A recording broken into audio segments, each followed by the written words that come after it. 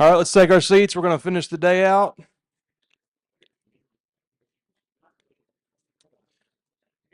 For the last couple of sessions, we've got Brett McArdle from Consolidated Utility District. We are going to break these two sessions up, so we're not asking everybody to sit here for 2 hours straight. We'll take a 10-minute break in between them, but Brett's going to go through the information for these next two sessions. Brett, I'm going to turn it to you.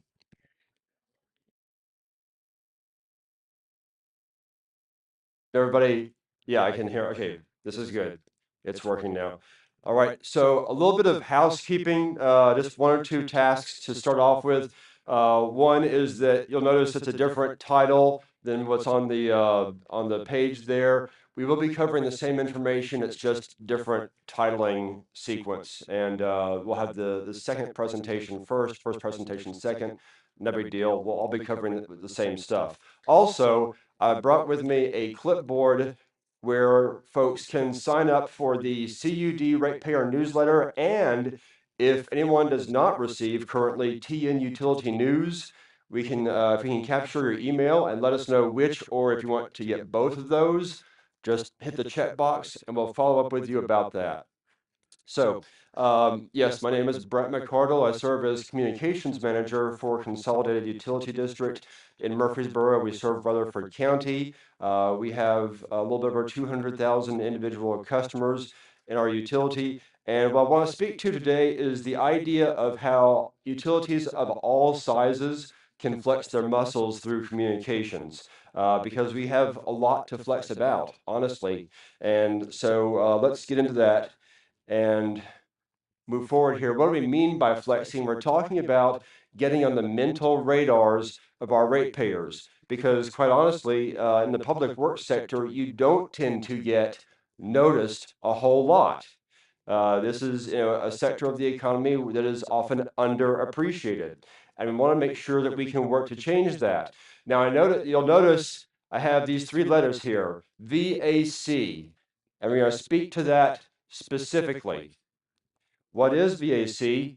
And this is all talking about how you communicate. We're talking about communications that speak to the value of what we do. Also, communications that reinforce accountability, because our ratepayers are going to want to know what they get for their money. They want to see transparency and accountability as much as we can provide it. Finally, celebration. And in essence, we're talking about when we have wins, whether it's awards, certifications, team accomplishments, things of that nature, things that both make us feel pride internally, but also show what we've accomplished to the ratepayer base overall. So why should a public utility flex? Well, I spoke to it a second ago. We don't get that much attention in the larger world, and therefore we kind of have to take it upon ourselves to flex a bit. And speaking of that larger world, I was one of those people. I've worked for CUD for about 6 years now. I was the typical ratepayer, knew little, if anything, about water. I knew that it was wet. That's about it. And joining CUD has been a tremendous and wonderful education. And what we want to do by flexing is indicate what we do on a regular basis. Here we see up there our maintenance team that went to Newport, Tennessee and helped them get their water system back on their feet. Our water treatment plant won an award last year from the AWWA. Our maintenance teams do tremendous work in the field every single month, and we get the numbers that back that up. We also have a GIS team where all of our drone pilots are FAA certified as well. So when we have folks who work in the field, there's a lot more to the work that they do than the average ratepayer really knows about. You might think, well, if you're a smaller utility, if you have, say, 20 people or less, you might think, well, this all sounds good. This is, a nice preamble, but what does this really mean for us? Well, what we're going to discuss is how it does not matter the size of the utility. There are a couple of different ways to think about how you communicate. And I come from the advertising and PR world earlier in my career, and there's a concept of push versus pull. So what do we mean by that? it talks about how you gain attention and awareness and the cost that's involved in that. So specifically, when we talk about pull, a good visual, a good metaphor is pulling teeth. And what that usually means is you're buying ad space, you're buying a sponsorship, something like that. You're trying to pull in a ratepayer's attention. And, it's debatable to what extent that's actually very beneficial for you, because that money in your ratepayers' minds may be better spent elsewhere. So that's one of the drawbacks, actually, to the pull method, knowing that you've spent this money that may or may not even be that successful for you in the long run. Whereas push is when you are pushing information from your own channels to your ratepayers. And there is no sponsorship or ad buys needed. This is done through a variety of resources you already have, two very powerful of which are simply your phone and your desktop computer. So in this case, again, you are pushing the information towards them, not trying to buy their attention through the act of pulling. So one of the other concepts I go through in my head as a communications manager is I think through what could I do every 3 to 6 months in my relationship with our ratepayers, not in my relationship, but CUD's relationship with ratepayers, every 3 to 6 months that would surprise them, that would be different, that would add value. Well, one of the things is we like to promote our Neighbor for Neighbor program, whereby we're able to help folks who are having financial temporary hardships to help them pay for their utility bills. Another thing is we produce an annual newsletter. Not every utility does this, and while it may seem like a very large task, you can break it down for any utility of any size to make that substantially easier, and that helps to build that sense of accountability. Also, we have a number of employees who serve as brand ambassadors in the community, and they are from all different teams. So we've got a number of folks who go to school events, who will take part in the Murfreesboro Christmas Parade, who do a variety of tasks throughout the distribution network to better educate ratepayers about who we are and what we do. I mentioned the Murfreesboro Christmas Parade. It's a very long parade. Last year's version should be ending right about now. So let's get back into the acronym that I mentioned earlier: value, accountability, and celebration. So these are the concepts that we're talking about with your communications that you send out to your ratepayers, because really all of them are going to fall into one or more of those categories at all times. And we'll start with value. What is water worth? And how do we go about establishing what we're capable of as a utility and delivering value beyond what is typically expected? Because they're just going to be thinking about the water that comes out of their faucet, but it needs to be a broader idea than that. So we start with first impressions matter. We think about what do people, what do they probably expect when they walk into a public utility for the first time? Well, this is where we want to, at the very beginning of the relationship, raise the bar in terms of expectations. So you see some of the forms we have here, little basic things like just having your logo at the top, having information about how to contact us with our customer service number, our Facebook address, things of that nature, and also providing additional information and resources to them. We provide a rights and responsibilities and quick reference guide as part of the first impressions process. And let me also mention this very, very strongly. It is extremely important to get their email address. We're going to find out just how powerful email is in just a few minutes. That may seem obvious. A lot of times, it's not gotten as part of a utility's establishment of a new account. Email is one of the keys to the kingdom. We're going to find out why in just a few minutes. So this is one of the other things we've started doing recently. We send out each month a welcome packet to new businesses that open their doors within our distribution network. So here's how this works. This entire thing, these were all printed items, postcard, letter from our general manager welcoming them to our distribution network, and then flyers. We also have a nice envelope that it comes in. Out the door, that cost us about $300 to produce, but that's for a pack of all these that will last for years. We got several hundred of each one, and we typically get anywhere from about maybe 1 to 5 new businesses that open their doors in our county each month. So that means we've got enough of those individual items to last for years. And we try to make this as practical as possible because, as you just heard a few minutes ago from my colleague, Mike Sumner, cybersecurity, a huge concern for businesses now in today's world. A page about the work of our water treatment plant. The flip side of that has information about customer service. Over here, this is where we try to get them to sign up for our ratepayer newsletter. We provide our privacy policy. The flip side of this carries all of our social handles, and this explains to them the importance of why we need their email address for a variety of communications going forward. And I just mentioned the importance of the email address because it's a concept of permission-based communications. And for us, this takes two forms. Pardon me, just checking my time.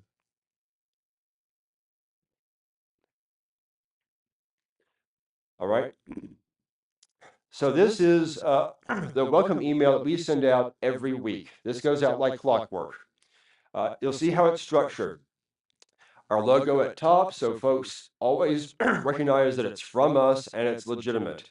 We have a variety of links to our site, how to contact us. We also track delivery of this through our platform that we use called Emma.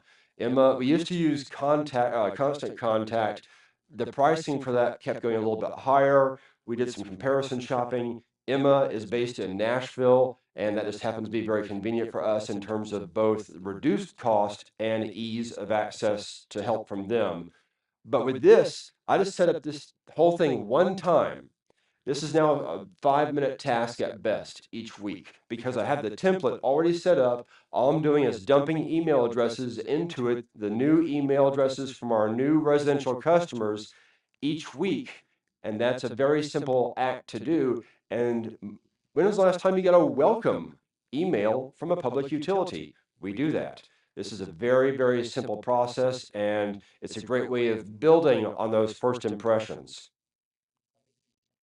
Now, the other thing with getting their email addresses is that we learned in our customer service survey that one of the most important and most valued communications we can provide is advance notice of infrastructure work in their area. A service line repair, a main line repair, anything like that is perceived as very important and very forward thinking by our ratepayers. So notice how this is built. Again, this is a template. Now I've got this to where this is a 5-minute task as well. Because whenever we have a service line repair or a main line issue, I get that email from our administrative assistant in engineering. I plug this in to our vendor, and that's a very quick little task. Notice also how it's set up.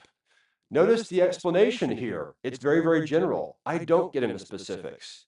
What I'm trying to do is just let them know we'll be on site, we'll be in their area, so that they're not surprised by seeing one of our trucks out there. Plus, we can track the delivery of all of these emails that we send out as well. So, why is the email address so important? Well, see this long list here. These are all what we've learned over time. It's not as interruptive as a phone call, so guess what? You're more likely to pay attention to it. It carries the links. That's the perfect example of the push idea. Your logo is there. It's easier for folks to digest that data. And with those links right there, they can access other information that may be of interest to them. And you can explain things in better detail because when you hear a voicemail, yes, you've listened to it, but could you easily access that information again as soon as it's finished? No. You can access the information much more easily by receiving the email and going back to that and rereading it or hitting a link or something like that. And again, this speaks to the importance of value and accountability in our relationship with our ratepayers. So why do we do this? Well, this is one of my favorite ad campaigns since my background's in advertising. Apple, Thomas Edison, the idea was to think different. And that's what we try to do. We believe very strongly in raising the bar on expectations of what public utilities accomplish and how they are perceived by the general public. Because again, we don't tend to get a ton of ink for ourselves, so we have to generate it and we have to build our brands accordingly. And, quite frankly, we feel like we've got an extraordinary product and service. We want our ratepayers to be aware of that at all times. Another instance of value is how we develop some of the content for our social feeds. Right now, we're on Facebook, LinkedIn, and Instagram. Facebook is far and away our largest audience based on what our ratepayers have told us about where they live online. We've got about 3/4 of our ratepayers have said Facebook is far and away their number one choice of a social platform. So one of the things we did, I built a post that just showed where to find us. Our LinkedIn audience has actually grown quite a bit because that's the more buttoned down and professional sort of thought leadership area. That particular page for us has grown substantially in the past year. But Facebook is the lion's share of our work on social. Notice over here, in terms of providing value, the idea of teaching folks about the color language of fire hydrants. In our county, you have the different colors showing how much water is available at that site. Most folks don't think about it, but we decided to make it a social post that we consider to be evergreen. So once about every 6 to 9 months, I'll post that again. It's a very useful topic to discuss. And as Mike Sumner mentioned earlier, cybersecurity. We've had a number of posts this month because this is National Cybersecurity Month. So we've spoken about that and given our ratepayers a number of tips they should kind of live out to protect their own online security. So these kind of social posts do help to build the value idea. So let's speak to accountability and the idea of kind of you're living a bullseye. You have the bullseye on your back because you work in the public works sector, because we provide a product and service that every man, woman, and child ingests in their body. And one of the things that's so critical is the idea of putting numbers to everything. So the two on the left here are social posts. The two on the right are images from our annual reports. And you'll see that we try to have a little bit of fun with how we describe things in terms of the data, the numbers, but that's also a way of just educating our ratepayers about our work. And then over here with the annual report, we try to build out not only the work of the different departments, but also we look at our customer service survey because they will tell us what topics within those departments matter most to them. And that's how we try to populate the pages of our annual report. Okay, so consumer confidence report, a very big deal. Annual document that all of us produce. And we have produced. It's mandated for us to develop this. So the key thing here is recognizing that when you've got a good story to tell, like notice the violations, that whole column is in green because not a single violation. Everything was perfect. Everything was pristine for the ratepayer. We want folks to know about that, and therefore we're going to try and repackage that same information in multiple places. Yes, we go by all the requirements that the state mandates in terms of how we publicize it, but we also send it out as a press release, and we use a variety of other channels to let folks know about what we accomplished through the CCR. Pardon me.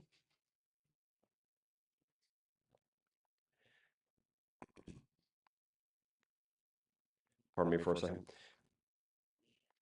As I mentioned, if you have no violations, you want to publicize that very much.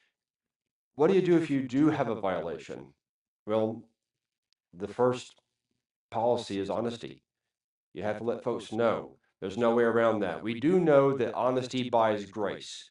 I've got a book at home that speaks to the importance of how do you handle it when you make a mistake. Well, there are two kinds of mistakes. There's a mistake of integrity and a mistake of competence. In the business world, they've done plenty of surveys on this. The mistakes of competence get forgiven much faster because that is perceived as an honest mistake. If you're upfront and honest about it and let folks know how you are fixing it, they are far more likely. In fact, between 80 to 90% more likely to forgive than a mistake of integrity when if something has been covered up, then the trust goes downhill very, very fast. So if your CCR is in great shape, this is a prime example of an opportunity to communicate with your public as many ways as you know how that your water is in great shape. Another thing we do is we do pitch ourselves to local media. We do try to get on local podcasts and the radio, especially when it comes time for our annual report and the CCR as well, because we want folks to know what we've accomplished over the course of the year. It's a free effort to do that. The worst they're going to say is no or simply not respond to you. But when you do get the opportunity, this is a great chance to tell your story and a great chance to prove your accountability and transparency to the larger audience, beyond the local folks you may know, going larger to the audiences that these shows reach. Another item that we do for accountability is we produce a rights, responsibilities, and quick reference booklet. This is done, we provide this for all of our new accounts. And you'll notice some of the key things in here. We have a chart about how to read your bill. We have a chart about how rates are calculated. And in the back, we even have a thing, a perforated area that we ask people to cut out and place on their water shutoff valve, just as a way that they can easily identify it in their homes. Just a nice little tag there that is of use to them. With the rights and responsibilities and quick reference booklet, that runs for us about 20 pages. We had it printed. It cost us a couple of $1,000s, but we got plenty of copies to last us for years. Say you don't have that kind of budget, you don't have to print it out. What if you just made it a document as a PDF and place it in your website? You accomplish the same goal. The idea is to let your ratepayers know what they can expect from you, but also there's even a section where you can let them know what you expect from them in terms of things like not damaging their infrastructure at home. What are some basic tips to keep their pipes in good shape? Things of that nature. Okay, I would love to say I wrote this social post. I didn't. This is from January of 2020. Our maintenance manager developed that as a result of a mainline break that ran from the afternoon into the wee hours, as you can see. This is a great example of showing a literal play-by-play of how a mainline repair was solved. And he did a tremendous job writing up the entire process. That did go viral, thousands of page views within our county. And that demonstrated the value of our social pages and indicates the actions that were taken by our workforce to solve that problem in real time on a cold, wet night. And again, that got ballpark about 7,000 page views in our county. Another thing that I do, you may find this useful as well. I've come to find this is a very helpful process. This is a way of learning how to sidestep some problems before they even happen. Use Google Alerts. If you have Gmail, or even if you don't, setting up Google Alerts is easy because all you're telling Google to do is locate the news that matters to you and send it to you each day. I use key phrases like this because it sends me every day the news headlines about water utilities throughout the nation and really internationally as well. I can see the issues they're dealing with. I can see if they've got good ideas for communications. Pardon me. I can see how they structure their internal and external communications in such a way that it has become newsworthy. So this little idea about setting up Google Alerts on your email using key phrases brings the information to you to help you think ahead, to sidestep issues before they become issues, and also to generate ideas for future communications for internal and external use. So speaking of the value and accountability we've spoken of, the idea here is that your efforts don't have to look like they're glossy and professional and perfect. It's about the effort you take to get those communications out there to build that sense of value and accountability. If you don't do it, yes, that represents failure. But if you do produce those messages, that's going to build that relationship better with your ratepayers. So let's speak about celebration here. And what I'm talking about here as an example is when you have a presence in the community. I mentioned before, have a brand ambassadors team. We also developed a branding table or branding presence that we use at various community events. You'll see some of the bullet points that we have to think through as we're developing this. And it's going to vary from utility to utility, what your budget is, what kind of events you have in your area, in your distribution network. Do you want to offer giveaways? What kind of giveaways? We're about to discuss that as well. How easy is it to set up and take down? And the messaging you want to convey, because there are a number of different topics you can discuss with visitors to your booth. So, speaking of cost of giveaway items, this gives you a sense of what we paid for some of our items. There's kind of a mental checkbox I use for all of these. Of course, there was cost involved, but also what am I trying to say with that giveaway item? Notice the journal here. It's got enough space where I can carry a number of communications, things about our social presence, about how to contact us. We even indicate in there that we advocate e-billing and bank draft, things like that. This is one of our newest ones, the sticker there. So you see just a general sense of how much these would cost to actually get produced for your utility. Another part of celebration is the idea that all good news has more than one life. We've spoken about this a few minutes ago. Here's some specific examples that worked. I mentioned the CCR, which we turned into a press release, which did get picked up by a local media website. We have a number of different, smaller news outlets in Rutherford County. One of them did pick up the information about our CCR. Also, need to give a thank you to TN Utility News because we sent them a press release about a new gadget that our GIS team had developed for education in the local schools. And they gave us a wonderful spread in TN Utility News recently about that effort. So every win you have needs to be placed on social, and it could be a press release as well, and that could also be an opportunity for you to pitch to local media. Again, all good news has more than one life.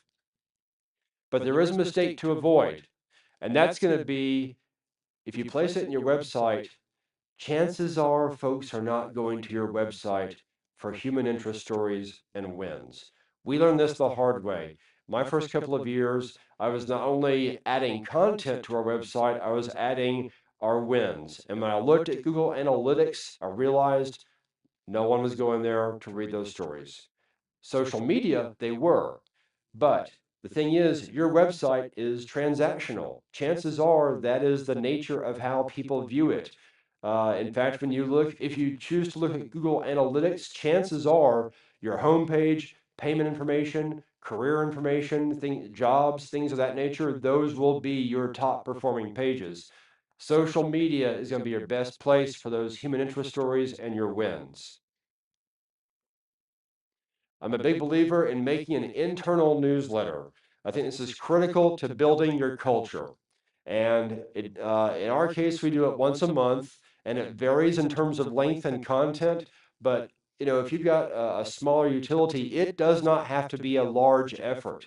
It can be as simple as an email to your workforce to let them know things that are happening, to celebrate individual wins. If you've got folks who have earned new certifications, who have passed certain tests with the state, things of that nature. Those are wonderful because people love compliments. And whenever possible, attach data to that as well. Spell the names right, big deal. That was the first rule of journalism is actually get the name spelled right. The reason I have Mark Twain shown here is that he had a particular quote. He said one time, "I can live for 2 months on a good compliment."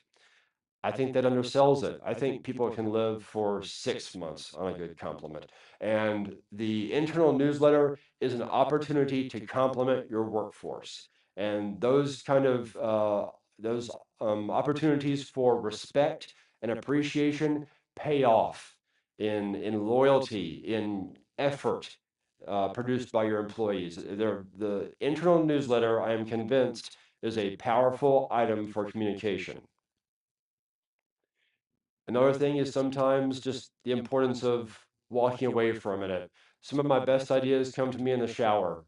A lot of times they come from just getting up from my seat, walking around for a few minutes because the apps in your brain, much like your phone, are still running in the background.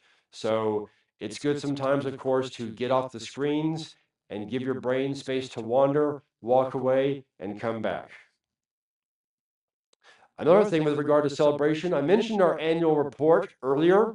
This is a yearly way to remind folks the value and the importance of water in their lives. Now, we do this as a printed item. This is typically about, 20-ish pages that goes, well, it used to be, we've actually simplified it from there to a smaller document, but this is a way for us to recognize every department and the work they do for our ratepayers. And we attach data based on the customer service survey to all of our annual reports to let folks know what has been done, what's been accomplished in everything from maintenance to our wastewater and step fields departments. So this is your chance to pay tribute to your departments, but also to educate your ratepayers at the same time. Doesn't have to be a printed item. Could be something you develop as a document and then place on your website. Could be as simple as an end of year email to ratepayers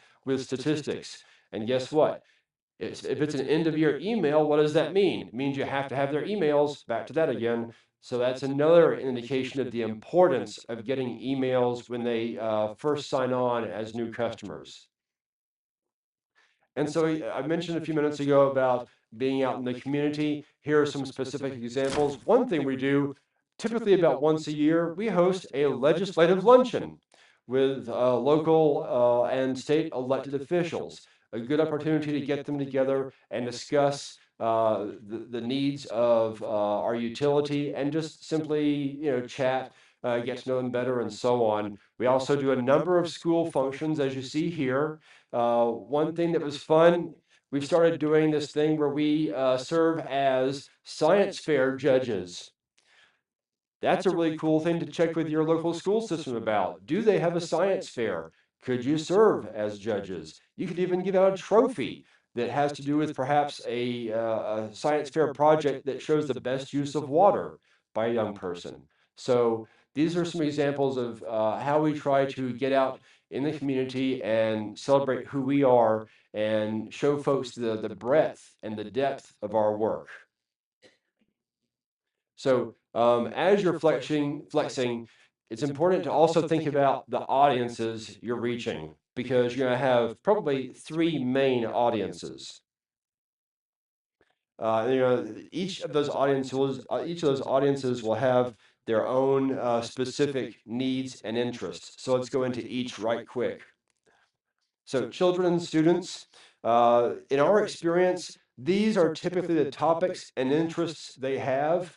One thing we've seen when we've interacted with them from elementary all the way through high school, the elementary and middle school kids will pepper you with questions. We had a tour with some of them at our water treatment plant. We clocked it. The middle school students asked us 45 minutes of questions. It's pretty remarkable how intellectually curious certain age groups are. The high schoolers are more likely to have their heads in the phones. That's just who they are. It's who we all are now. We have our heads in our phones. But the elementary and middle school students tend to be the most curious about water. When it comes to their parents, who are the ratepayers, these are the topics that they tend to be most curious about. And that's understandable. They're the ones paying the bills. They're going to want to know about the infrastructure, about is the water safe? How much does it, how much does it cost us as well as them? And they may be interested in, perhaps working for the utility as well. They'll have questions about customer service too. In addition, I mentioned the legislative luncheon. Okay, so when you're speaking with elected officials, one little bit of a background step you can do that is pretty helpful. On the Tennessee General Assembly website, they have a search engine. You can go in there and type utility, and it's going to bring up whatever bills in the State House are being looked at and being discussed that have to do with the work of public utilities currently. But again, I mentioned the legislative luncheon. I highly recommend doing something like that to just be able to have a meal with your local and state elected leaders. So that might scare some folks, the idea of inviting a reporter. But we have done that sometimes. And you saw earlier the idea of pitching ourselves to local media. Uh, and remember, just because they ask you a question doesn't mean you necessarily have to answer it. This is an opportunity to tell your story, and we have before invited reporters to our plant and to our office to just have a sit down so they can ask us various questions. That helps kind of grease the wheels for them to give you better coverage later on, the coverage that you're looking for. As you see here, advertising tends to be self-serving. PR is getting someone else to say you're good.